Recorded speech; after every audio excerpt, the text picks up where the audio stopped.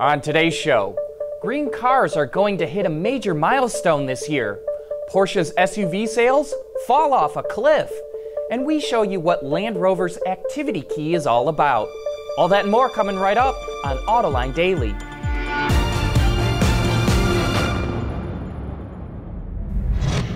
This is Autoline Daily, the show for enthusiasts of the automotive industry.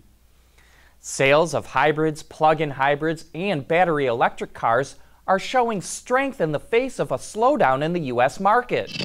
So far this year, the total market is down nearly 3%, while sales of green cars are up 3%.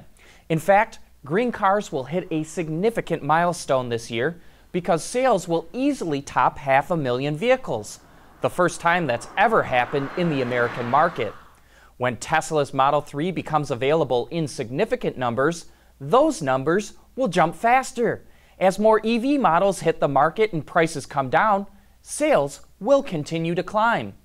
In less than a decade, which is only 2 design cycles in automotive terms, sales of green cars should top 1 million units a year. And speaking of EVs selling better, yesterday we showed you details of the redesigned Nissan Leaf. Last year, Nissan sold 49,000 of them worldwide, but with the new one, it expects to double sales. But there could be one impediment to EV sales. In the U.S. market, EV tax credits worth $7,500 start to phase out after an automaker sells 200,000 EVs. Wards Auto reports that GM has sold just over 150,000 plug-ins and EVs, Tesla is at nearly 133,000, and Nissan has over 113,000. The three of them could easily run out of credits next year. And then we'll have to see how well EVs sell without government subsidies. You know, every time you turn around, there's another company introducing autonomous vehicles for public service. The Detroit News reports a startup company called MAHLE Mobility will test 2 self-driving shuttles in downtown Detroit for 5 days in October. The shuttles will be available to employees of Quicken Loans and Rock Ventures to help get them to and from parking lots. The vehicles, which are built by Polaris, hold 6 people, and each rider gets their own door and own seat. There will be a driver on board to take over if needed. This isn't the first autonomous test in the city, but it is the first to transport members of the public. Coming up next, holy cow! Sales of Porsche's SUVs just fell off a cliff. Autoline Daily is brought to you by Bridgestone Tires, your journey, our passion. Dow Automotive Systems, advanced materials that deliver better results. And by Lear, a global leader in automotive seating and electrical systems. Everybody knows the story of how Porsche defied the critics, started building its SUVs, and laughed all the way to the bank. But now the tables are turning. Last month in the American market, Porsche's sales fell by double-digit numbers. But guess what?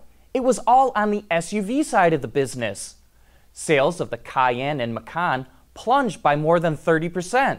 At the same time, sales of the Cayman, the 911, and the Panamera skyrocketed, while the Boxster posted a nice gain.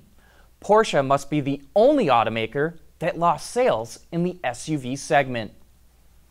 Automakers are installing turbochargers up and down their lineups as they downsize their engines.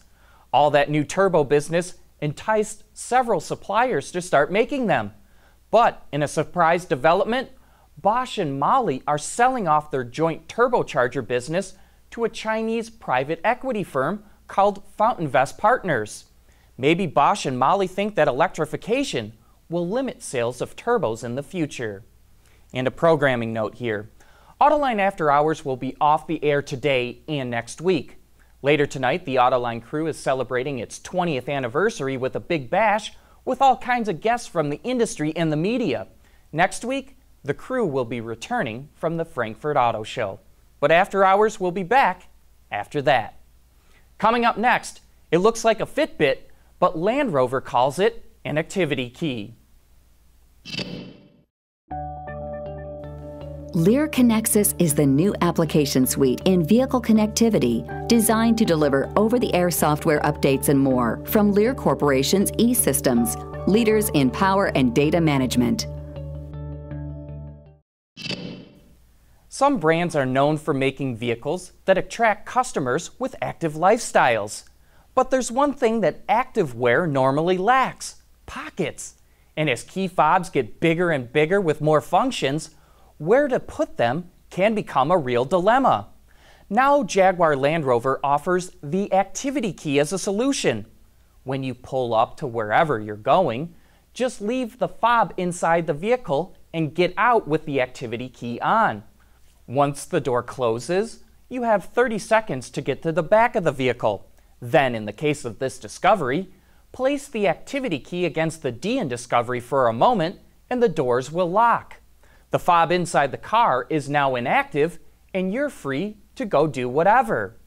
But no worry if you're swimming, surfing, or someone who sweats while executing textbook running form, the activity key is completely waterproof. And once you're done, just hit the tailgate release button, place the activity key back against the D, and the doors will unlock. The fob inside the car is now active again. And there's a trick little hidden compartment behind the HVAC control knobs to store the activity key if you're worried about putting it somewhere else and losing it. At a cost of $460, the activity key really seems to only make sense for luxury vehicles like Jaguars and Land Rovers.